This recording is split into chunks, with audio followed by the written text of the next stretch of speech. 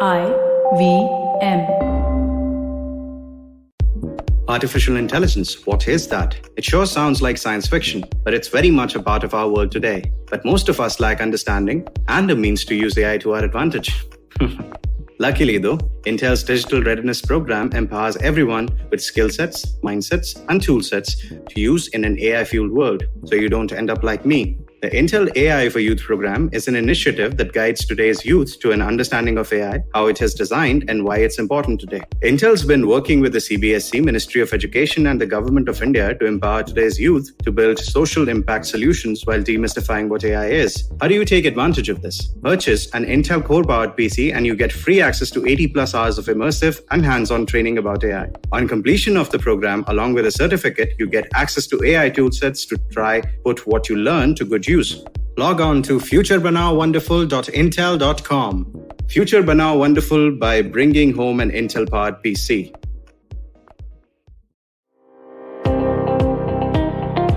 Welcome to All Things Policy, a daily podcast supported by Pragati, a flagship media initiative of the Takshashila Institution.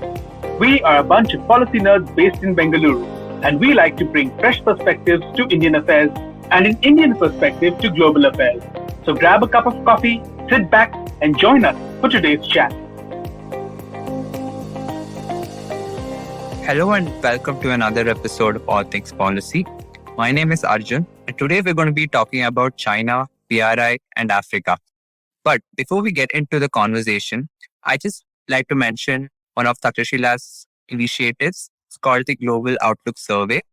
It's a survey meant for everyone, and we want to gauge everyone's opinions on what India's foreign policy should look like in the future. You'll find the link to the survey in the description. Please take it and help us out. That being said, let's move on to the episode. Today I have with me Ameera. She works as a research assistant at the Takshashila Institution. Hi, Ameera. Hi, Arjun. Thanks for having me. Yep. So she just wrote an op-ed in First Post, which we'll also link to in the description, about China and its increasing influence on the African continent. So we want to discuss more on this and how it can affect the global geopolitical landscape. So Ameera, I just wanted to ask you about why exactly is China doing this? What are their interests in the continent? Is it just economic? Is it something geopolitical? Are they looking for natural resources which haven't been already got from the African nations? Or what exactly are they planning? So firstly, just for people who don't know what the BRI is, China's BRI is the Belt and Road Initiative. It's a flagship project and it's a strategy that was initiated by the People's Republic of China to connect with Asia, with Africa and Europe through land and maritime networks. And the aim of this initiative is to improve regional integration and increase trade, and as such, stimulate economic growth. So as you can see, for China, this is a very, very important project. And Africa is such a large continent. So China has been making its inroads into Africa for a while now. In fact, about 40 out of 55 countries are said to have signed some sort of an agreement related to BRI investments in infrastructure in Africa. And regarding the question you asked on Chinese interests in Africa, it's not just political or economic or strategic. So it's a mix of all. So China's key strategic interest in the region is, one, access to natural resources, particularly oil and gas. And also Africa is a huge market for Chinese exported goods. And this is an effort for China to restructure its economy away from labor-intensive industries, especially as labor costs in China is increasing. And in terms of political interest, China also wants political legitimacy. So the Chinese government essentially believes that strengthening China-Africa relations will help China's own international influence as part of its, go global strategy, which I mentioned as my argument in the op-ed.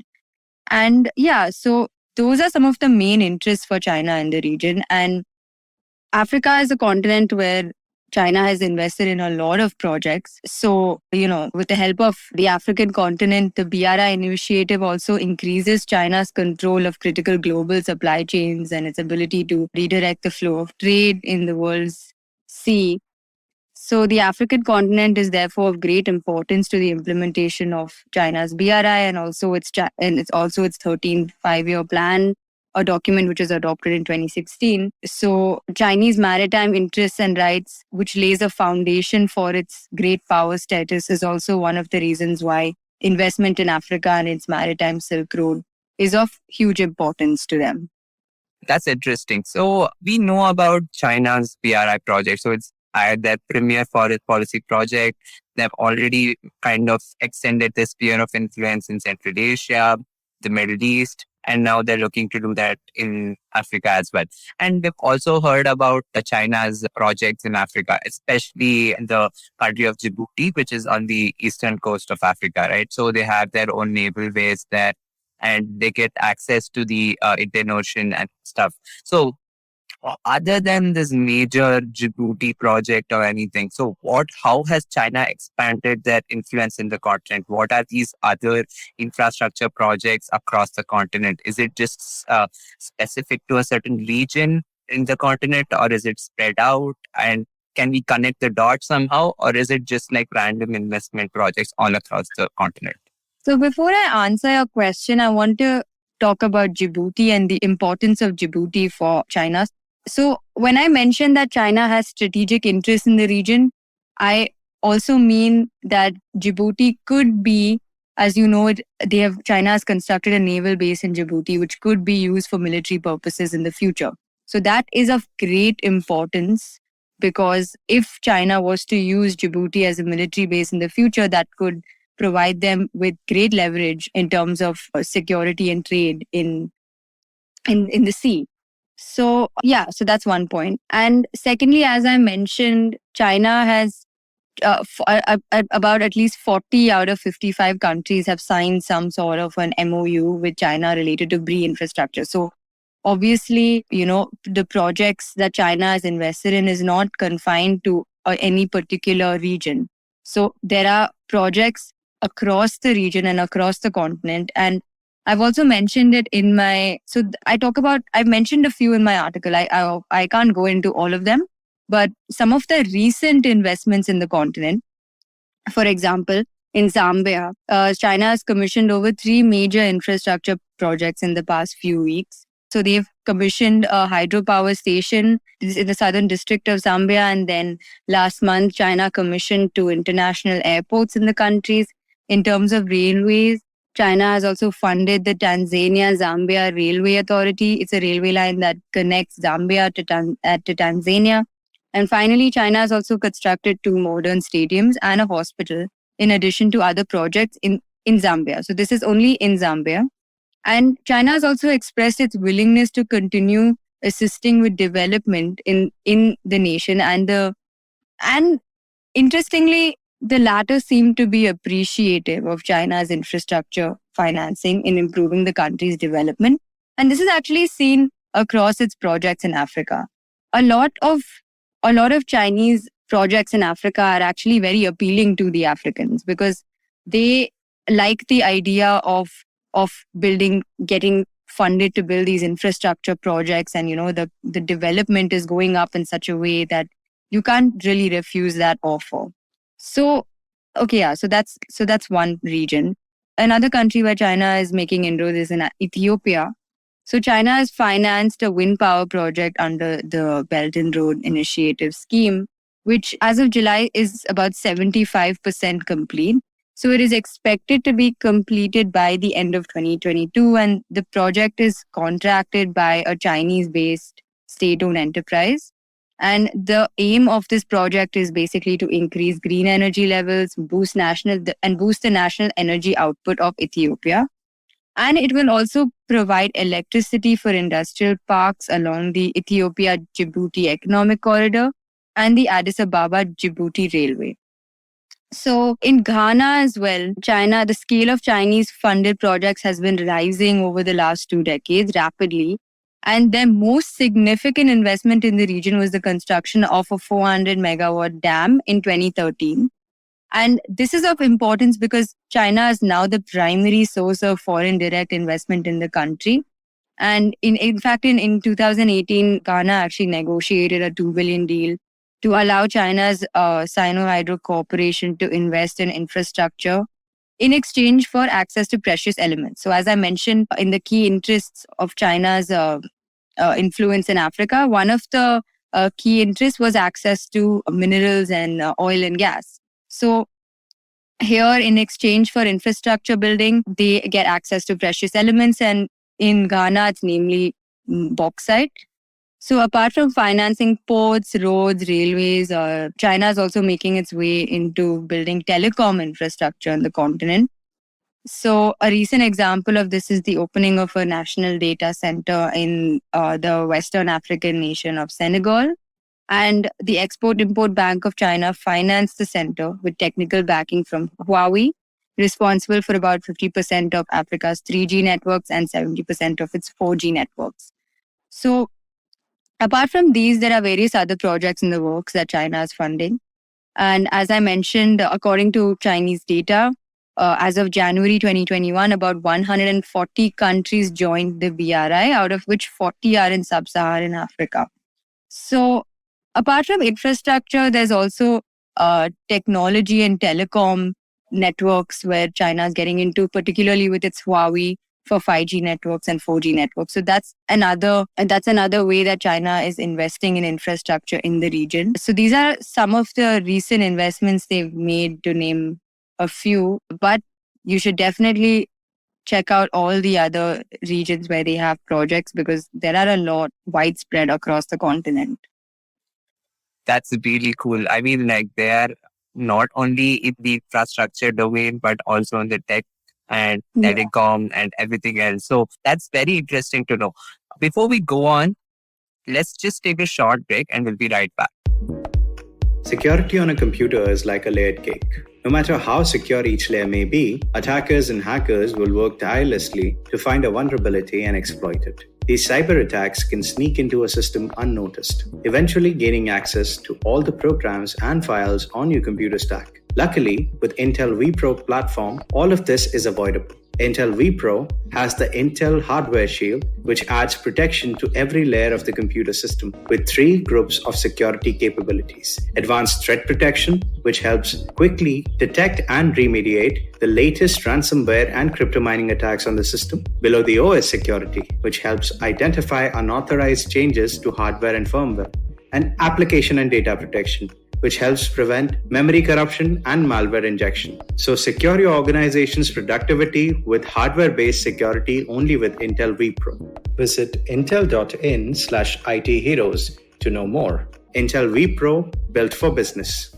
Welcome back. So we were discussing about Chinese influence in Africa through their BRI projects.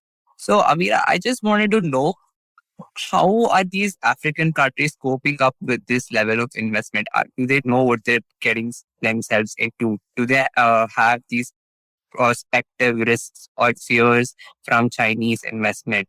I know they're all still developing nations, and they would definitely require economic and financial help from whoever can provide them.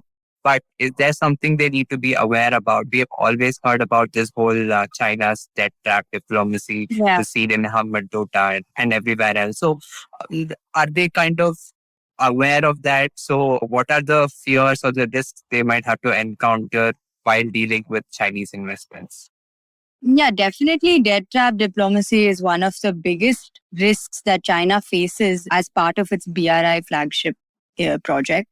In Africa, particularly, one of the critical risks facing Chinese BRI investments is the violation of human rights. So this is very evident as, a report was published in August by the Business and Human Rights Resource Center, which was a London-based non-profit. And the report actually stated that Africa has the second highest number of allegations of human rights abuses. And about 26% of the claims recorded are against Chinese companies operating from abroad between 2013 and 2020. So the most frequent issues, apart from human rights violations, relate to loss of livelihood, environmental impact assessment, and the issue of laboring. So environmental impact assessment is also a huge risk that China faces because a lot of the projects do not meet the environmental standards, as safety standards and protocols, which is a big problem for projects that they have started, that they have invested in, near the seas and near the beaches, particularly like in Sierra Leone. So these issues were mainly seen in Uganda, Kenya, Zimbabwe, and the Democratic Republic of Congo. In fact, China has tried to implement safeguarding policies, but the pressure will increase as many of the abuses are now being highlighted on social media. So particularly the case of Zimbabwe, where the Zimbabwe Congress of Trade Unions has resorted to online campaigns on the issue. So Chinese have invested heavily in the Zimbabwean economy, and there are local fears that they would take away their assets on account of consistent loan defaults. So basically, China's power and clout in Zimbabwe can be recognized from the fact that despite numerous cases of abuse by Chinese employers of the local labor force, no measures have been taken by the government. So things have deteriorated to such an extent that local employees have actually been shot dead by Chinese employers at a mine where the laborers demanded their wages. So as you can see, there's a lot of chaos as well that accompanies this great initiative that they are doing, that a lot of people probably don't even look at or don't even take seriously. So going back to Sierra Leone, so the project at Black Johnson Beach is a project that China has invested in, and Sierra Leone is one of the world's poorest countries and has needed a harbor for deep sea fishing both for a really long time. So of course China came in and agreed to give about 55 million to help build this port. But the problem with this project is that many locals fear that the project will threaten the surrounding rainforest and the country's tourism industry, which also will impact their livelihood. And apart from that, there are many other, smaller reasons. For example, in Somaliland has actually rejected China and encouraged the US to increase its influence in the country. And Somaliland is actually resisting China's expansion in Africa through the Belt and Road Initiative. And after months of Chinese pressure, the government has actually cut out China and invited Taiwan to open an embassy in the capital. So this is a risk for China because, for them, inviting their competitors in the region will only, scale up the competition and threaten their prestige of their project in this region.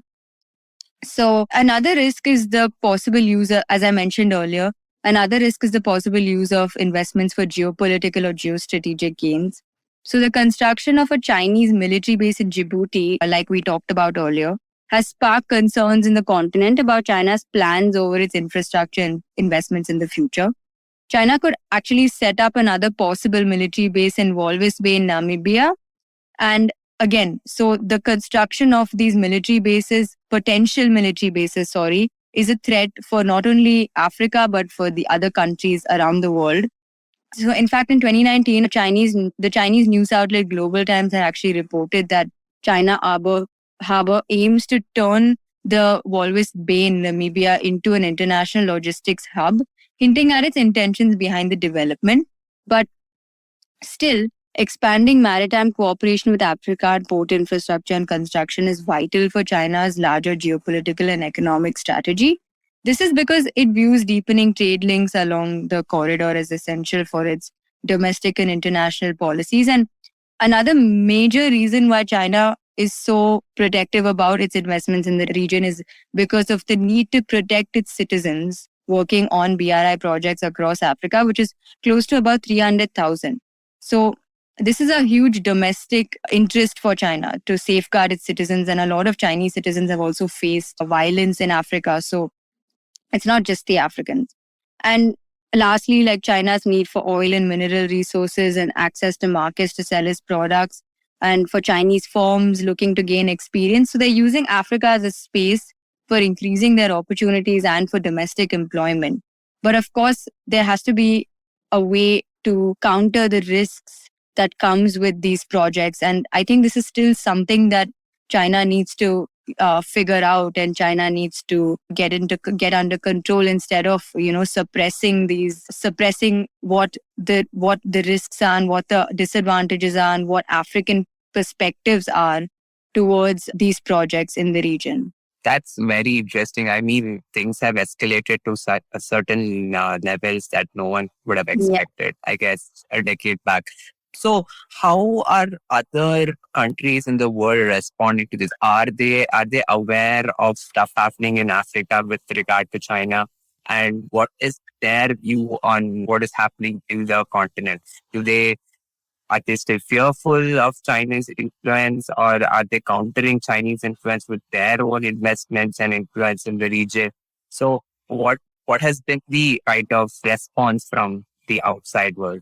Yes, I'm actually glad you asked that question because in my opinion, the competition for China in Africa is still relatively less because, Africa has been a continent that has been neglected by the West for a long time. And in my opinion, personally, I feel once China started making its inroads into Africa was really when the West kind of shook up and they were like, okay, we need to, increasing our influence in this continent because as you know, most countries around the world, basically like big powers like the US and India and the West and other Western countries, major powers, they are all caught in this, great power competition with China. So of course, with Africa being such a large continent and which has so much scope and so much advantage and potential, with China increasing its influence by such a large amount in the region, it's got to shake up the other countries a bit for them to, start investing in the region and start increasing their influence in the region. So again, even in Africa, Africa is kind of used as a space of competition between great powers. But right now, I feel like China is still ahead because of the number of investments it has made in the region and the continuous, cooperation and partnership between China and various African countries for the past, for for the last few years, for the last decade, however long.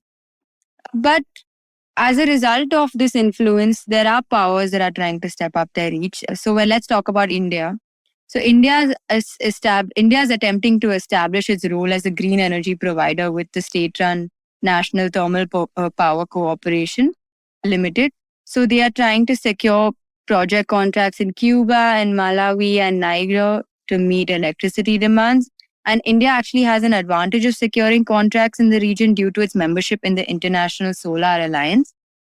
And now that we're on the topic of India and Africa, I actually had written an op-ed a couple of months ago on India-Africa energy relations and how India is investing heavily in green energy and renewable energy in Africa. So you might want to check that out. We'll link it below if you want to know more about this. So similarly, the US and recently the US and all G7 countries launched the Build Back Better World in a partnership back in June to meet infrastructure needs in low and middle income countries, particularly in Africa.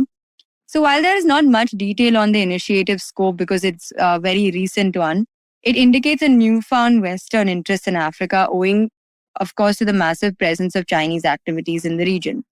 However, with these initiatives, it is doubtful how successful attempts by other powers can be in playing a more prominent role in African affairs at the moment, considering the long-time neglect towards the continent.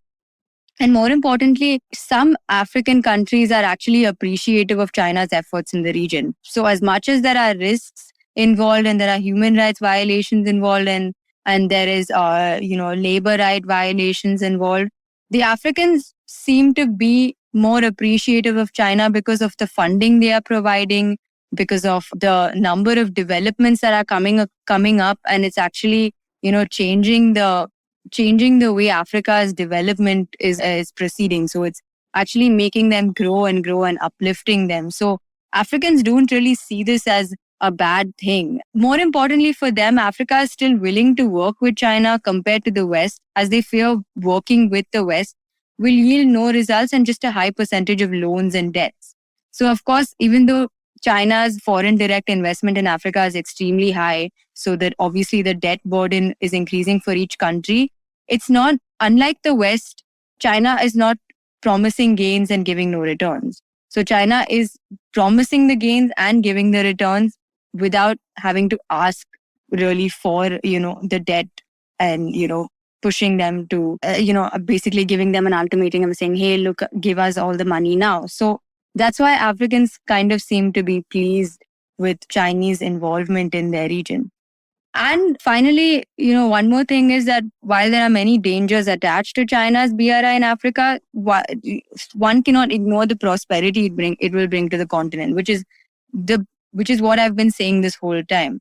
So it is a two-way relationship, and both countries are essential for each other's foreign policy objectives. So irrespective of the BRI, China has expressed its willingness to support economic growth in Africa through infrastructure development. And the China-Africa relationship has only strengthened political and economic engagement between the two countries. So I would just like to end by saying that, as of now, Chinese influence in the region will increase. Of course, we will see more from the West as well in the region, but I guess we will just have to see how it plays out in this great power competition game in this continent. That was such an enlightening conversation. Thank you so much, Ameera. We'll link both of your articles in the description, so please go ahead and take a look at them. Thank you so much, Ameera, for joining me today. Thanks, Arjun. Yeah, see you guys in the next episode. Bye-bye. If you liked our show, don't forget to check out other interesting podcasts on the IVM network. You can tune into them on the IVM Podcast app, ivmpodcast.com, or wherever you listen to your podcasts. You can also follow IVM on social media. The handle is @IVM Podcasts on Twitter, Facebook, and Instagram. And hey, if you'd like to dive into Takshashila's research on technology, strategy, and economic affairs, check us out at our Twitter handle @TakshashilaINST or our website takshashila.org.in.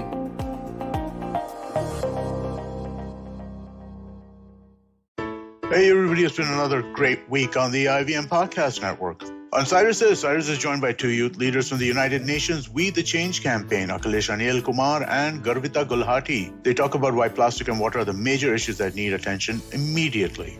On the Wire Talks, author and journalist Pallavi Iyer tells Siddharth about her latest book, Oriented, an Indian in Japan. On KBCD, we meet entrepreneur Manish Vyas, who talks to Farhad and Sunetra about the world of queer-owned businesses and the challenges they face. On Tere Mere Raaste, Keshav takes us to India's biggest man-made lake, Bhopal Tal. And on Yuddha, we discuss how Akbar's fury led to creating a world-changing empire for the Mughals. Do follow us on social media. We're IVM Podcast on Twitter, Facebook, Instagram, and LinkedIn. And remember, if you're enjoying this show or any of our others for that matter, please do tell a friend. We really appreciate you spreading this. Word of mouth helps a lot. And finally, this week, we'd like to thank our sponsors, Cred, Bank of Baroda, Quarter, CoinSwitch, Kuber, Slay Coffee, and Intel. We really appreciate the support. Namaste, this is Cyrus Brocha. I am part of the government cancel culture program to remove rubbish off all the different streams available. So what we have is all the collected rubbish we put together on our show. It's called Cyrus Says. It's on IVM Podcast. You have to watch it and listen to it. It's on our app. It's on our website. It's on the YouTube channel. It's on Facebook. There are many different ways. Don't bother me and ask me how. You have to find out. We talk to different personalities. Many of them are known. Some are just people we meet downstairs and invite them up for chai. But the point is, it's fun and it's very therapeutic. So please join in and listen to Cyrus Says.